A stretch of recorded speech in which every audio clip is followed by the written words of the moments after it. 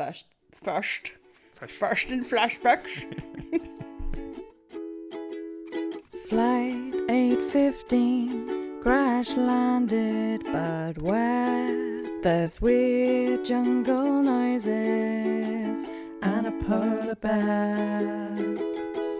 What the fuck is going on over there? Helen And Alex will guide you through. If you've seen Lost 20 times, or if you're brand new, welcome to our show. It's Dharma Fish Biscuits. Hello and welcome to Dharma Fish Biscuits, your new favourite Lost podcast. We're your hosts, Helen and Alex. We're going episode by episode, spoiler free, bringing you all the hot takes no one ever asked for. We are on Instagram at Dharma Fish Biscuits Pod, on TikTok at Dharma Fish Biscuits, or you can email us on dharmafishbiscuitspod@gmail.com. We also have a Patreon, which you can find at patreon.com/dharmafishbiscuits. You can join that one for free for a bit of behind-the-scenes information about each episode. We're also posting bonus material and, of course, the spoilery version of our show. Yes, we have both seen the full show, so this main podcast feed is a safe space for newcomers. We will not be spoiling anything, except for the fact that they were not dead the whole time. However, on our spoilery versions on Patreon, we include our full conversations where we sometimes go on little tangents and might talk about things in the context of all 6 seasons. Instead of going beat by beat, we aim to focus our discussion on the character the episode centres around, first in flashbacks and then on the island. Then we'll circle back to any other plot lines that we might have missed. This week, we've got our second Kate episode, Season 1, Episode 12, Whatever the Case May Be. Whatever the Kate may be. Beautiful. So it's now Jack and Kate who've had 2 episodes each. They are the main characters of the show, it would seem. Yeah, the show has done a good job here of establishing the hierarchy of who gets Jack the episodes. first. Kate was the first one we got a flashback for. Yes, that's true. But Yeah, that's true. then we're like, we'll get the main characters, then we'll get a couple of B-list characters, and then we'll circle back to our top tier again. I actually quite enjoyed this episode. I felt like it had a lot of really good stuff in it. Unfortunately, the stuff that I enjoyed less was Kate's flashbacks and Kate in the case. So, but apart from that, there was really good stuff in it. Shall we get into the flashbacks? So we flash back to Kate. She's in the bank. She's in And New her Mexico. name is Maggie Ryan. I do apologise. Not Kate. Maggie. Maggie is a photographer. She's got a turtleneck on. That means she's a professional. That's true, very photographer core. She looks so beautiful in the first scene where she's applying for a loan as the photographer Maggie, and I was just like, she looks so beautiful, and she also really looks like a photographer. They nailed this. Good job, wardrobe department. Yeah, then, oh no, a bunch of robbers come in. Everyone gets on the floor. They need the key. I felt like Kate does really good sort of fake scared reactions this whole time, so that I believe that the bank manager and the other people in the bank believe her, but unfortunately we as the audience are a little bit less inclined to believe her, because it quite clearly sticks out that they're treating her slightly different to all the other people in the bank. They're singling her out. She, it's you can sort of see, and we obviously know she's a criminal, so. I do enjoy the fact that she has this quite consistent cover story that she doesn't know how to use a gun. It's giving Season 1, Episode 2. Does anyone know how to use this thing? She's like, oh, I've practiced this line before. I really hate that bit where the one guy is like, I can take him, and tries to intervene, and Kate's like, fucking don't, because we've got a plan. I simply can't be involved in this intervention. And then the gun lands near her, and he's like, take the gun, what are you doing? It all stresses me out a bit too much, because but I often think about this in emergency situations, that how many times just a couple of people working together to overpower the person who is doing a violent attack, it doesn't take that much necessarily to turn a situation around. It just requires like a few people coordinating and being brave. And it's different because this is like a bank robbery with maybe 4 people with guns, so I don't think the guy's plan was very good to start with, to be honest. But it really No. hurts my soul when the gun lands near Kate and she has to do this whole pretending thing about like, oh, I can't touch a gun, I don't know what to do with a gun. And then it upsets me even more when she goes behind closed doors with the other bank guy and she's like, that was hot, let's make out. I'm like, Kate, I want to love you. But it's okay, she didn't want anyone to get hurt. Yeah, but she still seemed like really turned on by the whole situation, which bothered me. I don't think she was. I think this was all a ruse. I think like all she wanted was to get into the vault. Oh, of and course, she was just like she's playing the pretending other, to be she's into playing it the other so bank that, robbers as well. yeah, That's true. She's she's only out for number 1, so she's just pretending to be turned on so that this guy will continue with their plan and give her what she wants. Yeah, so they start kissing and they're in on it together. She's very turned on by him. And she's like, better make it look real when you hit me. And it's like, oh God, I didn't know we were going into like S&M territory. Oh, you and your details, Maggie. Gotta get the details right. Yeah, and that's when we find out that she's using the fake name Maggie, and we're like, what? Kate's a liar? It's really the theme of this episode. Kate is a liar. Kate is a liar. Kate is a liar. He hits her. They go back in. They get the manager. They're like, oh, look, we beat this lady up behind closed doors. Now you better give us the key or we're going to kill her. I don't know why they had to go into another room. Like, obviously, they had to go into another room so that we, the audience, could see that they're in it together and they're laughing and joking. Yeah. But, like, For from that everyone plan, else's it makes no perspective, sense you'd at be all. like, why would you drag her into a room, hit her, and then come back out and be like, look what I did? They, like you say, they take the bank manager, they force him to, like, take them to the vault or whatever. He uses his key. And, for whatever reason, because the bank manager's like, oh, just don't hurt the girl. And then this guy is like, yeah, the girl, she's the one who masterminded this whole thing. She's the one who picked out this bank. I'm like, don't tell the bank manager that. Like, I mean, this is bad for the plan as well. Yeah, I guess what I was going to say at this point, he doesn't care. He knows the thing's over, but like... And he's taking off his it's not. balaclava. It's like, there's going to be witnesses. Like, what are you doing?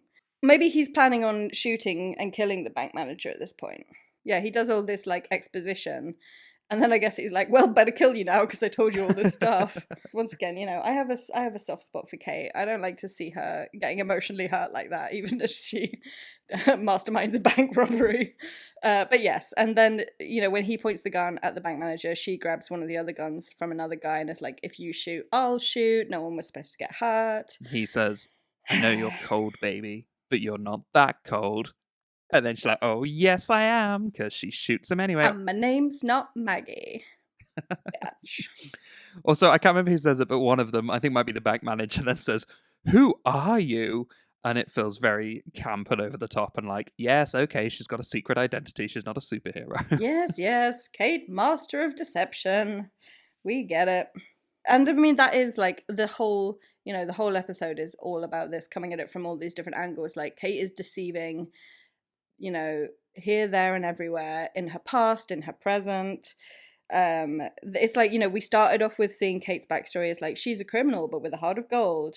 And now it's like, okay, we think we've got everyone on board with Kate sufficiently that we can actually start making her do things that are more morally questionable. And but I would sort of push back on that, because I don't know if we are seeing her still doing something morally questionable, because like, yeah, we see this whole thing set up, but they still make a point of her being like, we said no one gets hurt. And as soon as an innocent man is threatened, she then gets the gun and is like, what the fuck are you doing? Don't hurt this man. Quite a lot of people are shot by the end of this scene, so... But only the robbers. And only because they did the wrong thing by trying to interrupt and hurt them. Like, in her head, her plan was to just go in, threaten someone, but not hurt anyone. And like, the hurting happened because people were like, actually, we are going to shoot people. And she's like, no, thank you. Yeah, but I think my point was more like, so Kate is deceiving the bank manager, she's deceiving her bank robbery colleagues. In the like present on the island scene, she's deceiving Sawyer and Jack. And like, to make a character likable and relatable. You don't want to have them constantly lying and deceiving everyone. That's not how you have a character that we're on board with. So I feel like in terms of how the writers are dealing with Kate and her, like placing her in the like moral matrix, it's sort of like we think at this point we can have her be a total master of deception and that people will still to some degree like be on her side. Yeah. I mean, I think they are still doing, like you said, in the last one, they really pushed home the like criminal but with a heart of gold. And like we had the whole thing with Ray and his mortgage, and she wanted him to get his mortgage and was not being bad to him. And I think they're still doing that here, because also this whole thing is for her to get this plane that obviously we get the bit at the end where it says it's belonged to the man alive, belonged to the man alive, it belonged to the man I killed, and is really upset about it. So we're still seeing that it's like an emotional based activity for her. Like it's not a cold-hearted activity that she's doing. She's engaging with it for emotional reasons. She asked the manager for the key. Which key? What vault does she want to get into, Helen? She wants to get into vault 815. Cool. And yeah, so in the flashback, she just finds an envelope. What's in the envelope? Who knows? Righty ho. Let's get on to Kate on the island. Shall we go to the island? Oh, let's jump back to the present. Back to the island.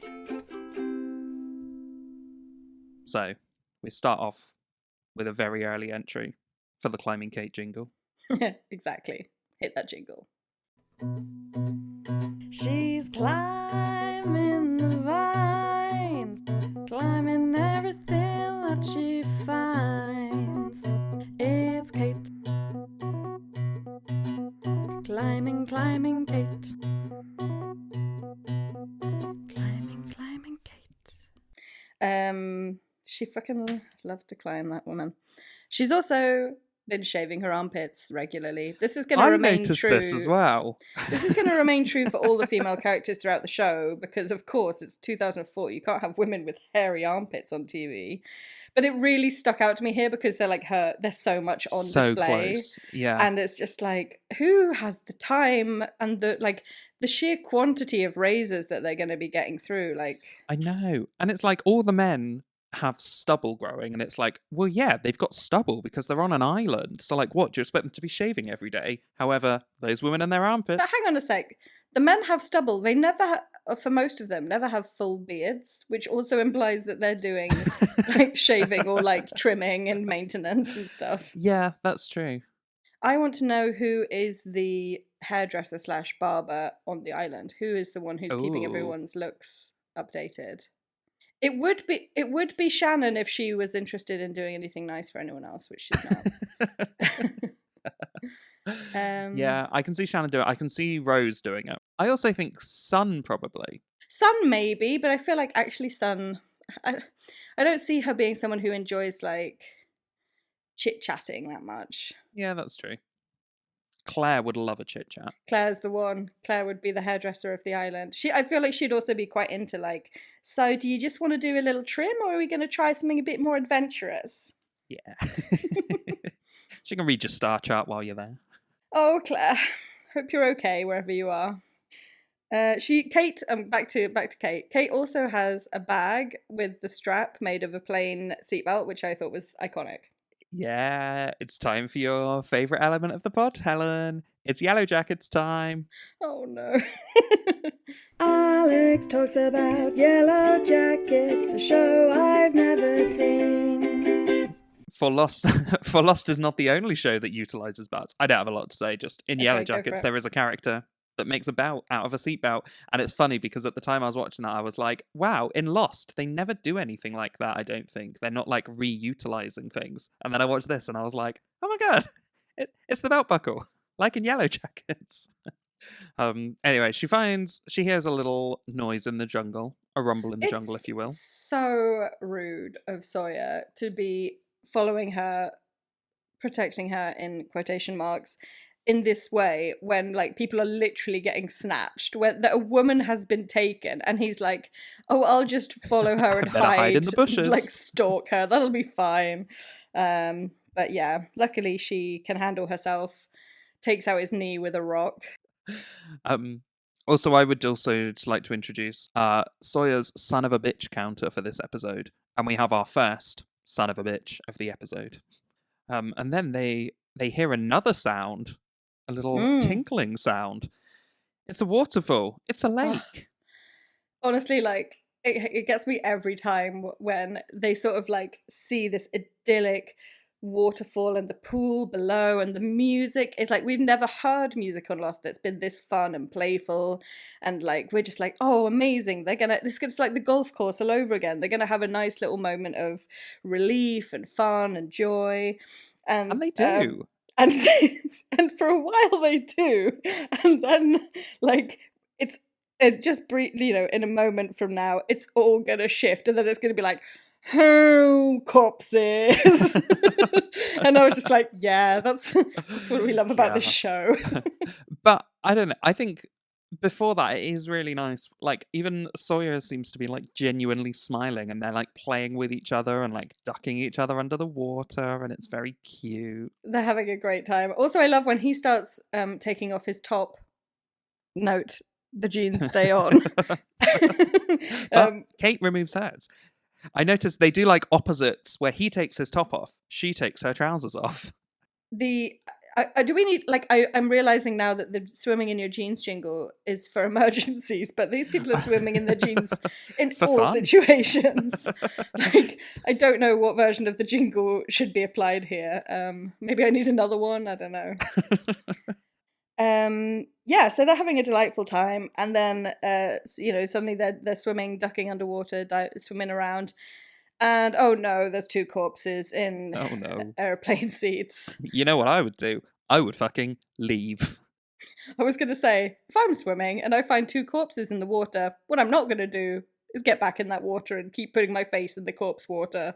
Yeah, absolutely disgusting. I also have a view that is, if it weren't for these corpses, these two definitely would have shagged. Like, their playful flirtation and, like, the fact that they're physically getting closer to each other, I feel like they would have just been like, oh, we've had a lovely swim and now let's have a little shag. But they find a case. There's a metal case. She says, get me the case, or, she's like, I need to get the case, it's mine. She says it in a very Gollum-y kind of way, like, it's mine. And they get it out, and he's, kind of feeling out the territory and being like, oh, so why is this case so important to you? She's like, it's not that important to me. You can have it if you want. It's like, I mean, obviously his radar is going off, as ours should be, to say like, oh, it's weird that she insisted it was really important that she should get the case, but now she's saying she doesn't care about it.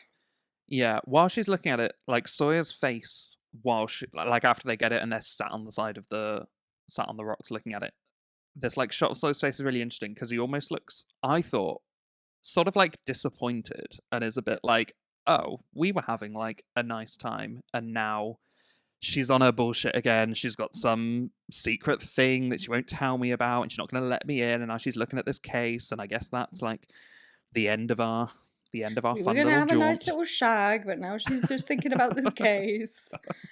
The next scene is where it's nighttime, he's asleep, she goes and finds him sleeping sort of like wrapped around the case, and she tries to just like pick it up, and as she picks it up, he wakes up and then like pulls her on top of it. Very sexually. Kate and Sawyer grappling, always hot. Can't complain. Always enjoy it. I love their chemistry. But again, like, when she's like, give it to me, and he says no, and he like has this look about him that's like sort of wistful, and I don't know, it's like we talked about before about this game recognize game element of Sawyer being like, I know that they're like, he obviously doesn't know exactly what her story is, but he's like, I know there's something here and I recognize what you are. So then we get to the daytime, and we have our second son of a bitch of the episode. Amazing. I'm so glad you were keeping track of these. Yeah, he's trying to open it, and Michael comes past and is like, oh, what are you doing? And they have a good old chuckle, and then Hurley's like, what's going on? And Michael's like, he's trying to pick a Halliburton case. And they're like, like, this is a reference that everyone understands, because Halliburtons are really difficult to open? ? I guess they are. I mean, this is my one and only point of reference for Halliburton, so I assume so. Anyway, so this is where Michael informs Sawyer about impact velocity. Cut to Sawyer throwing the case against a rock. And I actually quite like this like editing here. It's quite a fun thing of him like boom, boom, boom, and like all his different positions. It's nice. Impact velocity. Physics, my ass. Yeah, when he says physics, my ass, it was really giving me a Breaking Bad reference. Magnets, bitch! And we get our final son of a bitch of the episode. Oh. But this is actually a 2.5 counter because what he says is, son of a... Anyway, so he's like climbed up these vines and he's throwing it down, and then we get this quite stupid slapstick moment where like he drops it and he's watching it, and then Kate she's like comes running out of the bushes, picks it up and runs away like a little imp. Yeah, it's very entertaining. I love the idea that she was like, oh, he's going there. Oh, I see. He's going to drop it from a height. It's only a matter of time. And she's like hiding a little way away, and then like go. Doop, doop, doop, doop, doop. So yes, then they have this little chase scene, and then he gets her, he pins her to the floor, and this is their second grappling of the episode. Yeah, she headbutts him, and then Sawyer has the case. And then I thought this was quite interesting because it's like a parallel between Sawyer and Jack, because Sawyer makes her this proposition and says, if you tell me what's inside, I'll give it to you. And like it's the same thing with him and Jack both being like, hey Kate, tell us something about yourself. Be honest with us. Except Jack does it in this really sort of manipulative way and really like stroppy way. And Jack Sawyer's is just like so whiny, and Sawyer's like, I'll make you a deal. Yeah. No, yeah, it's true. It's like I said, it's the theme of the episode that we have to get like hit over the head with 100 times. Like, Kate, she's lying, she's deceiving, she's hiding the truth, she's not being herself, blah blah blah, blah over and over again. So, of course, her two romantic interests would hammer that point home for us. And what does Kate do when she has a problem with Sawyer? She Headbutts goes him. running to Jack. Oh. Well, she headbutts him, and then she runs to Jack. It's funny how when like she headbutts him the first time, and then when he like has her pinned again, and she tries to headbutt him, and he's like, you're going to need a new move, and she simply headbutts him a third time and makes contact. It's like, I actually don't need a new move. This one is good. Yeah, she goes running to Jack, and of course she's like, we have a problem. Jack replies, we have a problem, or you have a problem? Fuck off! Oh, see, I actually quite liked this. I was like, you know what? I would rather him be like, your business is your business, and I am staying out of it, rather than be like, Kate, tell me something real. Be honest with me, Kate. Why can't you just be honest with me? Why are you always lying? I'm like, if you're this annoyed about it, then yeah, just leave her to her business. Go about your day. All right, that's fair. And I also think it's like fair enough if she's constantly being like, oh, Jack, be involved in my business, but I don't want to tell you about my business, but be involved in my business, but I don't want to tell you about it. Then he's like, you don't want me to be involved in this, so I'm leaving you. What you're saying is he's drawing a healthy boundary. I think so. Fair. So you might say, I'm going to hand it to Jack. I hate to have to walk my opinions back, but this time I have to hand it to Jack. I never wished for the jingle to be used in this way, but okay. Only at this point. We will unhand it by the end of the episode. Don't you worry. Retrieving it from Jack. Yeah, I really didn't like it because I felt like it wasn't about him setting a healthy boundary. I felt like it was more about him, as he loves to sort of like, push the knife in about how she's so deceitful and like how she has this whole secret life that she won't let him in on. And so when he's like, we have a problem or you have a problem, it's like, you can't expect me to just come running whenever you need help. And then, of course, but he does come running whenever she needs help. I think it's also like a reflection of, like we've talked about many times, this like hierarchy of the island of like the people's personal issues and journeys versus like the whole camp and the whole group. And we've seen this touched on a few times where like some people have absolutely no clue what is going on. And some things, obviously we've seen this in the context of like the radio transmission and Rousseau and the others and everything, where like some people know and some people have no idea what's going on. And this is the same thing of Kate being like, there's a big problem. And Jack's like, is this like a group problem or is this a you problem? The funny thing is, of course, when she explains the problem, he's like, oh yeah, it's an us problem. It truly is. Like, oh, there's 4 additional guns in the island. Does seem like something I would need to know about. Of course Jack needs to know about it. He's the leader. So while they're having this conversation, Kate looks over because Sun has just brought Jack a little plant. But there are 3 of them here. Jack, Kate, and Sun. It's time to do Fuck, Marry, Kill. 3 characters in a scene. You know what that means. It's time for Fuck, Marry, or Kill. Fuck, Marry, or Kill. Kill Jack. Yeah, I think it has to be done, doesn't it? Not only because I love to kill Jack, but also because the other 2 are among my like faves, all-time faves. Kate is a master of deceit in this episode, and honestly, it would be very tiresome to be married to someone like that. When it would be like, "Did you take the bins out?" and she'd be like, "Yeah." I'd be like, "But did you actually take the bins out? Or can you just be real with me for a second? Give me something real." So yeah, I think that's my instinct is saying, marry Sun, fucking love Sun, shag Kate. By all means, be delightful. I think I am landing with you too. We are united as one. Great stuff. So they're talking about the case and the key, and Kate tells him that she's like, "Good news, I know where the key is. Bad news, it's on his rotting corpse." This is so stupid. Are we supposed to believe Jack wouldn't empty the pockets? Yeah, I didn't buy it either. But then also, why did they bury this? Is this the only body they've buried? And I know they talk about this and Jack's like, "Oh, I just had to bury it." But it's so stupid. They famously said why they couldn't bury people. They had to burn them all. And then they're like, "Oh, apart from this one that we need for plot reasons, yeah, he is actually buried just over there." But I think the real element of it, that what Jack is saying, is that he blames himself for the marshal's death. So digging the grave and burying the body was part of his like atonement for not being able to save his life. And that I buy when it's Jack. I did find it extremely grim while they were digging up his rotting corpse. Oh god. And the way that they portrayed the smell, that's rough stuff. I think they did a really good job with like such basic showing, not telling, of like the 2 of them just coughing, but coughing so much, and like this tiny, really subtle sound of like flies buzzing. Like, it made me feel quite and also just the way that they were like all the time. I was like, yeah, me too. I was like, where is Jack's metrosexual neckerchief? Because this would have been a perfect time to like, pull it up around your mouth and nose. But yes, they get the body. He is quite not in a good state. He's on his way out. He is so decomposed. It's so grim. There's fucking maggots in the wallet. I feel sick just thinking about it. I feel sick it's so just grim. thinking about it. Yeah. Ooh. So Kate opens the wallet and then chucks it away because there's maggots everywhere. Horrible, horrible stuff.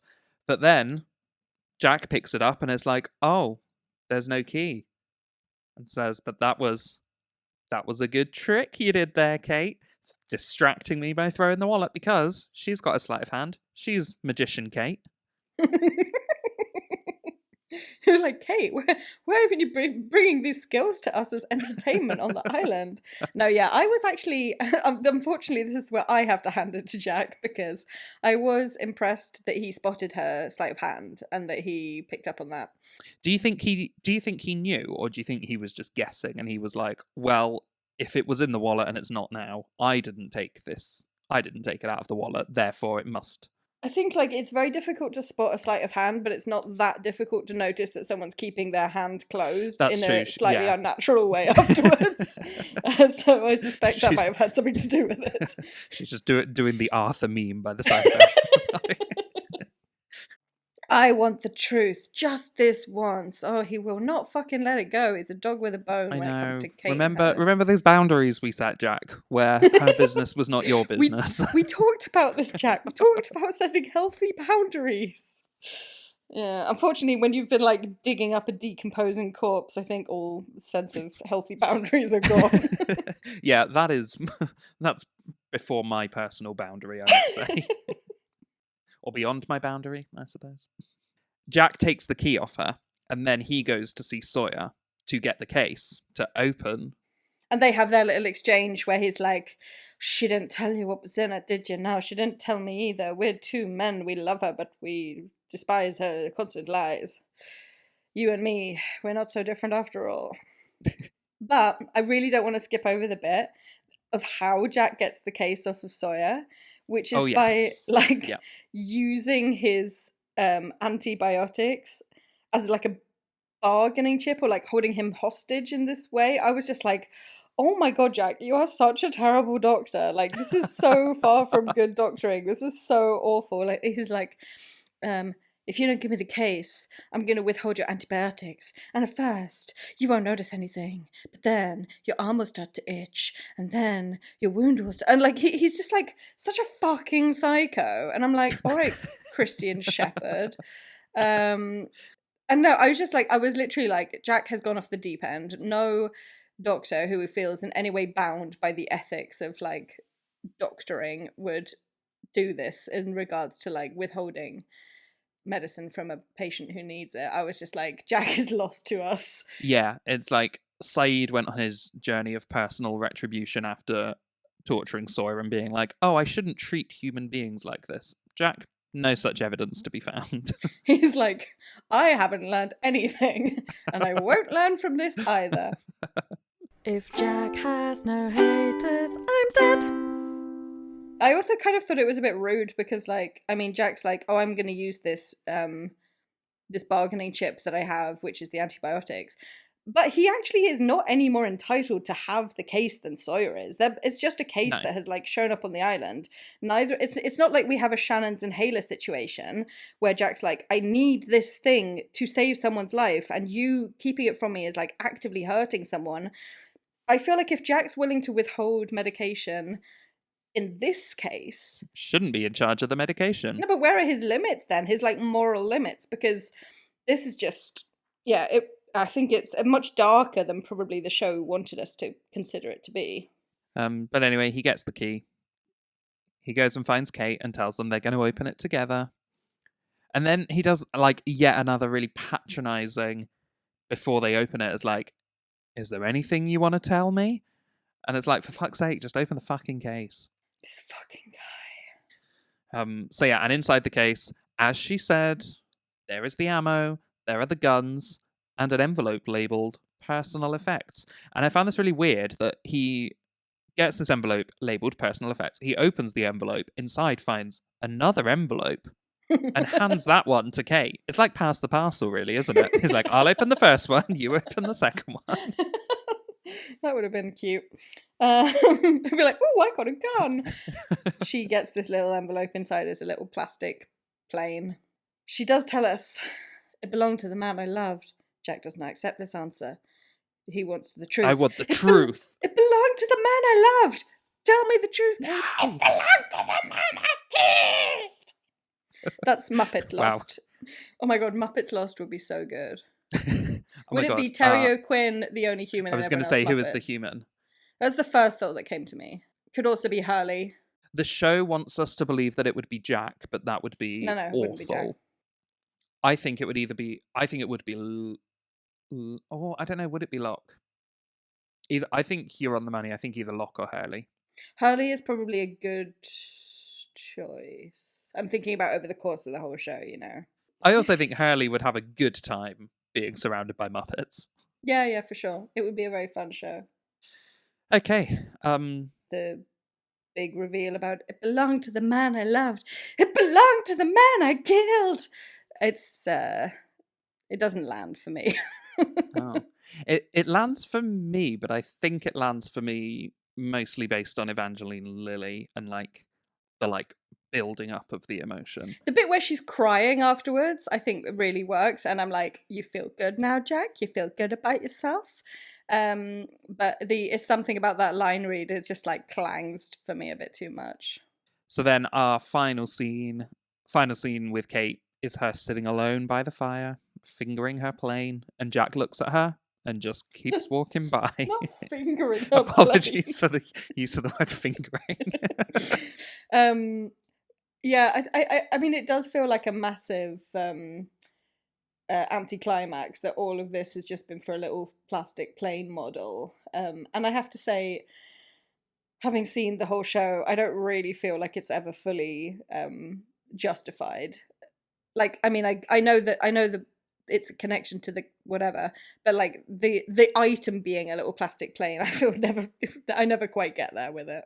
Like, I believe that, like, as an emotional tie, as something that is like a really important like relic, I can see why when it turns up on the island, she wants to get it back. And I think that the lengths she goes to on the island to get it back makes sense to me. I don't know if I buy that she would recruit 4 armed masked robbers to break into a bank vault. That seems maybe a step too far. Yeah. When you put it like that. Yeah, so Jack is blanking Kate. He's setting a healthy boundary and he's saying, maybe this is the jingle that we need, apparently.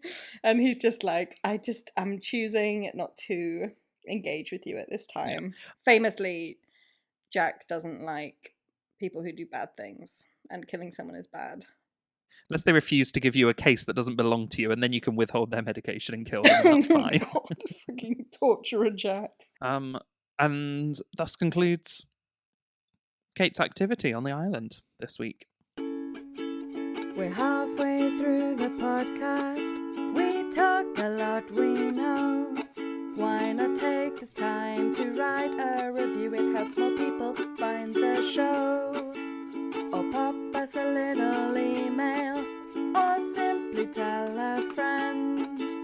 We're gonna need some listeners if we're to make it from the pilot to the end. So we will circle back around the island to get to Saeed and Shannon. My first thing that I have about Saeed is that he is in a state of denial. Is it Jack who's talking to him about the notes that he has from Rousseau? And he's like, I didn't hear anything. It was the wind. There's no one else on the island. Like, it's like having gone through this traumatic experience. He's like, I simply choose not to see it. I don't think anything happened to me. Actually, it's fine. And then, like when Jack's talking about translating Rousseau's notes, and he says some things are best left untranslated. He is really doing his Points best. At Charlie, looking like a fucking wreck.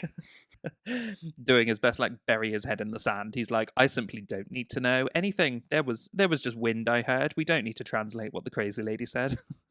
Yeah, and it's a thing that will come back around later, like with when Shannon is struggling to translate, and she's like, have you ever considered that maybe after 16 years on the island, this woman isn't exactly adjusted?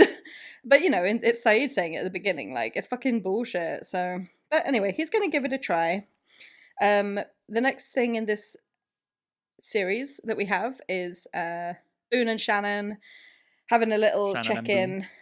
They're having their little check-in. He is grimy as fuck. I'm like, please go and take a shower at some point in your activities. He's even using the drinking water to wash his face. I'm like, that is simply a poor use of resources. I mean, to be fair, they found 2 waterfalls now, so I guess one of them is leading into a lake. But he's using water from the bottle. Like, anyway, sorry, bothers me. I'm like, there's an ocean there. Get in the sea. Wash yourself.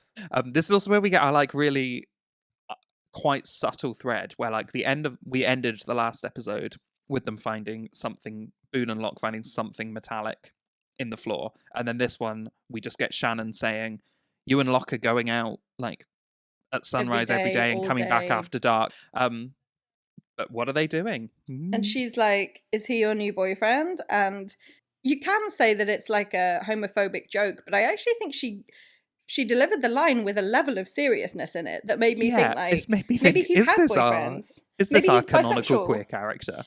Yeah, maybe Boone is bisexual. That would land. That would work. Yeah, because also she says new boyfriend, implying that there's been old boyfriends. There have been old boyfriends.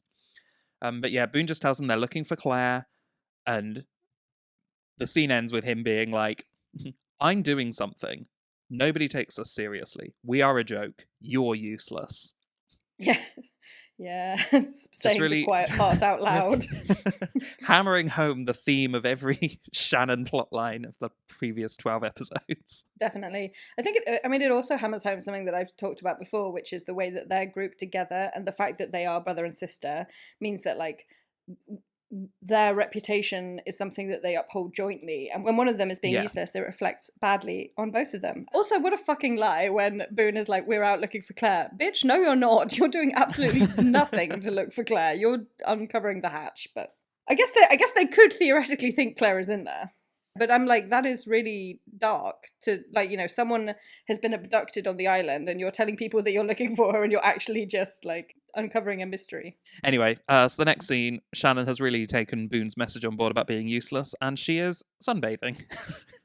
It's like, well, simply cannot be any personal growth or reflection to be done here. I'm going to sunbathe. But that's the thing, isn't it? Like, if you already have that kind of self-doubt and then other people are like, you're useless and, like, you know, no one takes us seriously, we're a joke, then like, yeah, it's not gonna make you feel empowered to go and like do something to help. It's gonna make you feel like, okay, well, if everyone thinks I'm useless and a joke, then I guess that's what I'll be. Like, he doesn't have that leader material. Saeed, on the other hand. Yes. So he comes over and he's like, oh, we're quite close to the equator, which made me think about how they've figured that out, and because they don't know where they are, but I assume something to do with the sun position, something helps them figure out. Yeah, that's true, actually. You would notice, because when you're close to the equator, like, the sun rises and sets very quickly, so you'll go from it being like full daylight to being pitch black really quickly. So that kind of thing they would notice. Yeah. And if anyone's going to notice it and work it out, it probably would be Saeed. Yeah, and he wouldn't make a big deal about it. He wouldn't go around showing off how clever he is. He would just be like, I've made an observation. Yeah. He was the one to start organizing. Jack just made a speech. That's structural racism on the island. Justice for Saeed. So anyway, Saeed asks her for her help in translating the French stuff. And I really liked they did like quite a good little like catch up of her being like, who's Rousseau? And Saeed's like, oh, the French woman, the distress call. It does a good job of like, as we've talked about several times, the like not everyone on the island knows everything, and helps to drive home that like some people need to be reminded, but also helps to bring the audience up to speed and keep everybody on the same page, knowing what we're doing. Yeah, and of course she's like, did my brother put you up to this? Oh, it breaks my little heart. I know. But I love Saeed when he just kind of gives her a look and is like, no. Bitch, no. Like, I do not care about your brother at all. I just want to say, as an overall comment, in this episode, I love the Saeed and Shannon story.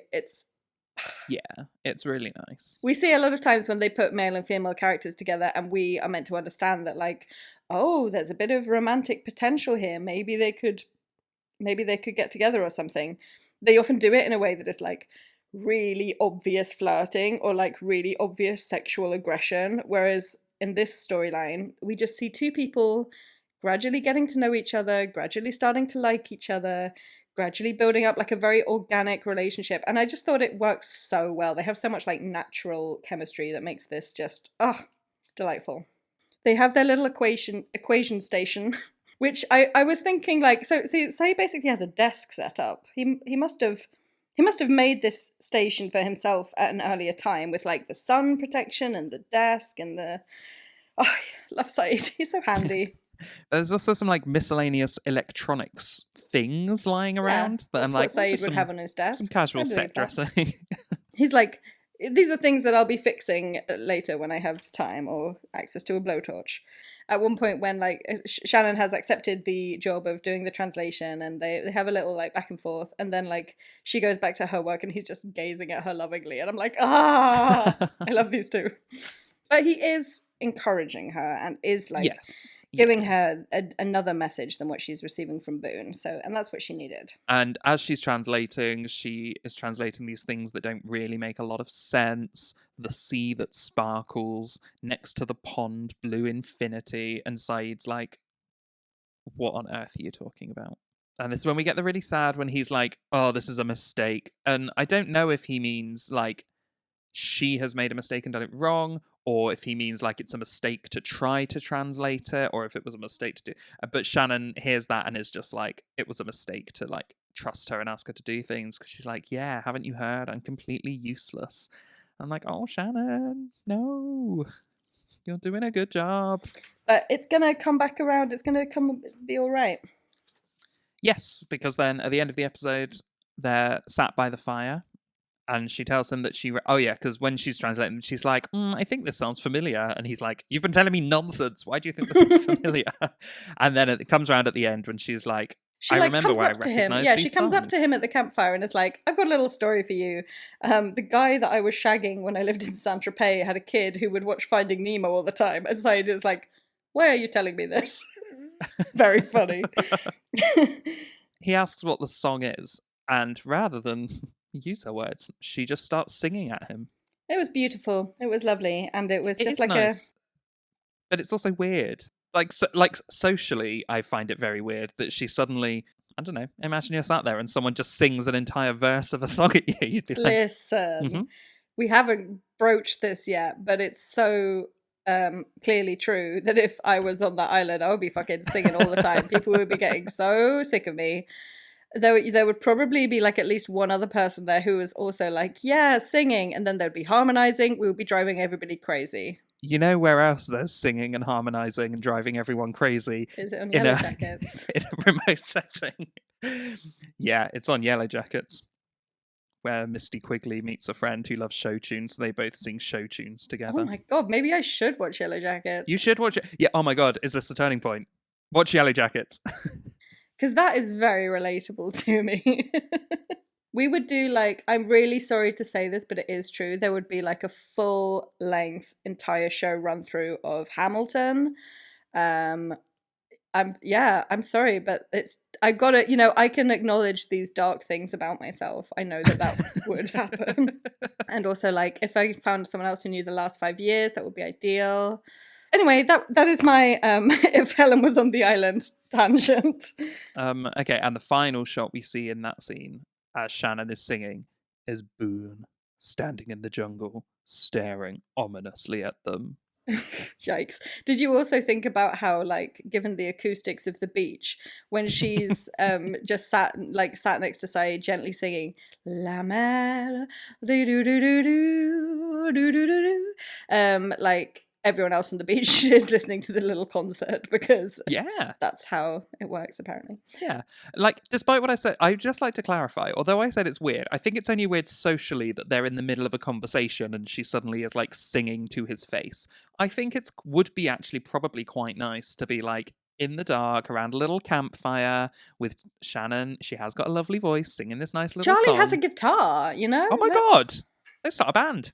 Let's make the sing-along happen. So our next little on-island plot is Charlie and Rose. Oh, I love this as well. You know, when at the beginning when I was like, I love so much of the stuff in this episode, not the Kate stuff. I love the Saeed and Shannon stuff, and I love the Charlie and Rose stuff. She just is she's just the exact kind of person that he needed at this moment to like break him out of his little, his catatonic state. Oh yeah, it's catatonia. Yeah. Let's talk about catatonia for a while. No. Oh my god, please. Yeah, she breaks him out of his catatonic state and is like, listen, I know you've been through a trauma, but that doesn't give you an excuse to be rude. And he's like, excuse me? I love her. I love her so much. Because also it's funny because when we saw her early on in the show, she is also sitting not talking to anyone, because Boone famously comes to Jack and is like, that lady's not talking, go and fix her. And so now Rose is like, I recognize this. I recognize the not talking thing. But you don't have to be rude about it. They have a few conversations throughout. I don't know. Everything she says is just so good. Also, she says to him, you think you're the only one on this island that's got something to be sad about. And I'm like, A, that is a valid point. But also B, he is sitting there and those like gashes around his neck where he was hung are still looking quite red raw. So I do think that maybe he might be topping the list of people who have things to be sad about at the moment. I think we should be giving Charlie a bit of a break at this time.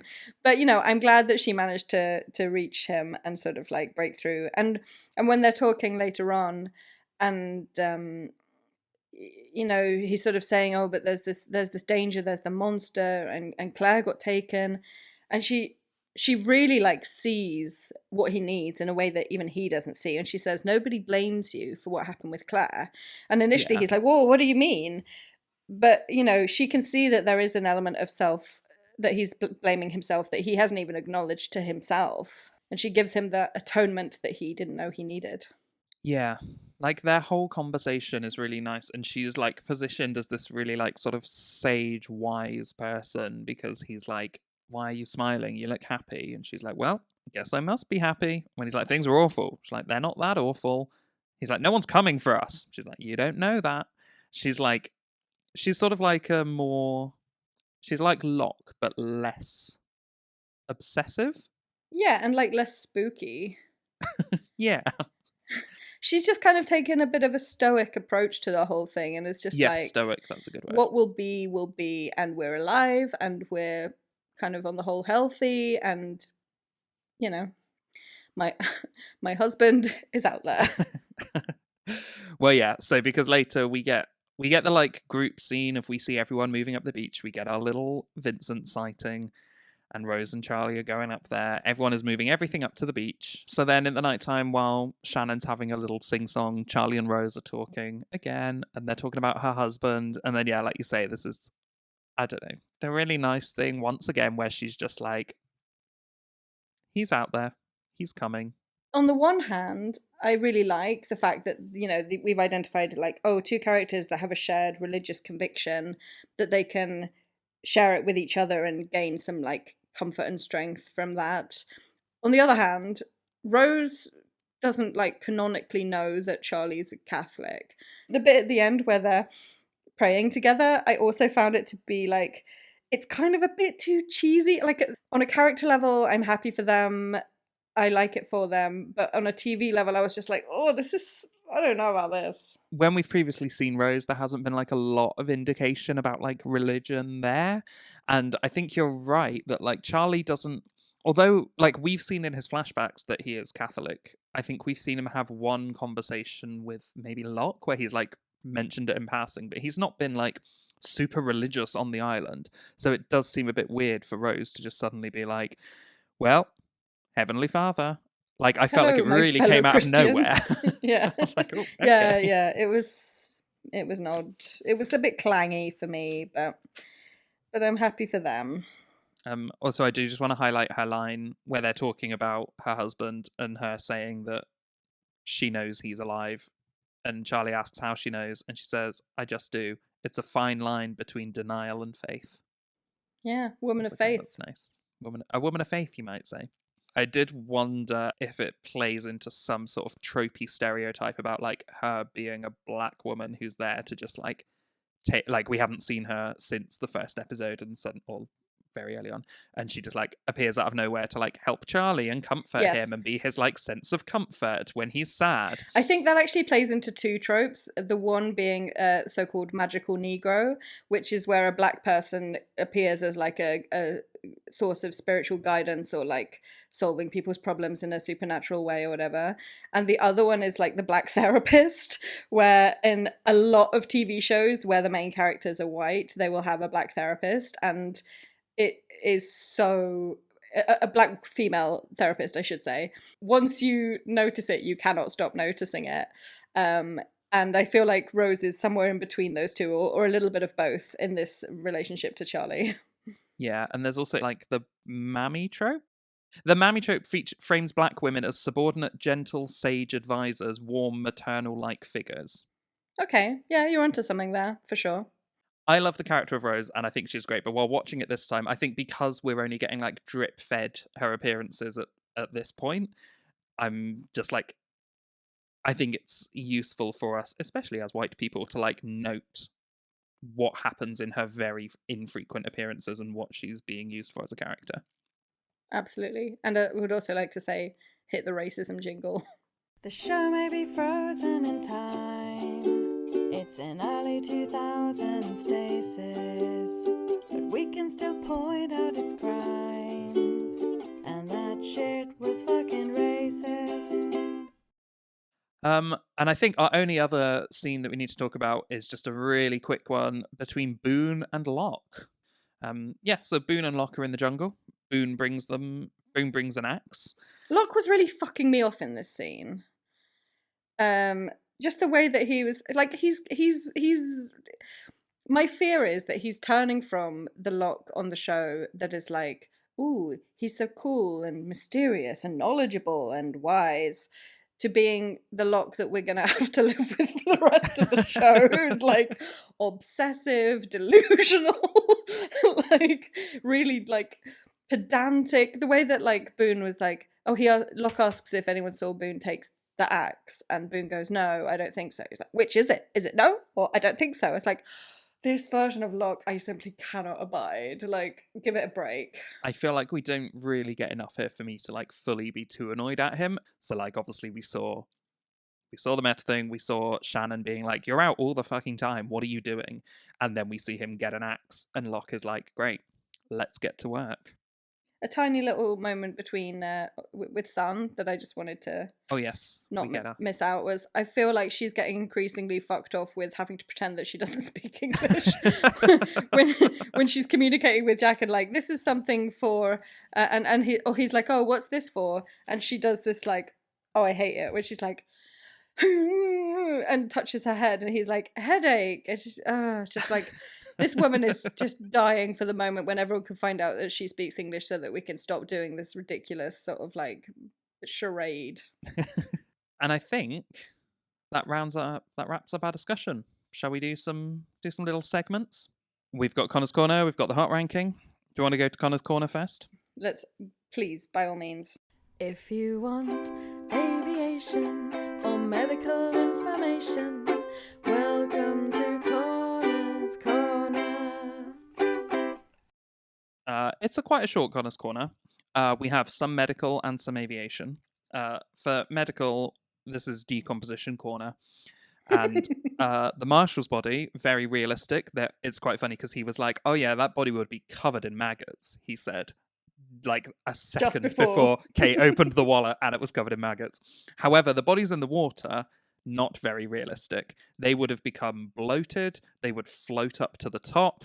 They would be like falling apart. They'd probably be eaten by some sort of fish. I'm sorry to be telling you all of this. Oh, it's really upsetting. I feel sick. Those bodies were quite unrealistically intact, we would say. But from your less disgusting aviation corner, Connor would just like all of the fellow plane heads to know that Kate's toy is a DC-3 plane. That's really the last thing I expected. That he would have like nailed what plane model it was. As soon as it came on, he got his phone out. He was Googling. He was like, "Oh, that's a DC-3." So okay, incredible. Good to have hobbies and interests, isn't it? Shall we go to the hot ranking? Let's do it. Hot can be physical, hot can be emotional. Hot is whatever we decide, and everyone's attractive, but who's top of the ranking? Who's the hottest one on this island? I would like to nominate Saeed, because as I mentioned, I love the scenes with Saeed and Shannon, and the little looks that he gives her, and the way that he like supports her to believe in herself. Saeed, my king. I've forgiven him for the torture. He's back up on the hot ranking. That's good. I don't know if I'm allowed a controversial choice / Oh, we love a controversial choice. Niche choice, I should say, rather than controversial. All right. Am I allowed to nominate Jason, Kate's robber pal? Or does it have to be a regular character who we actually know? I actually think in order for the hot ranking to work, we have to keep ourselves to the island and the island vicinity.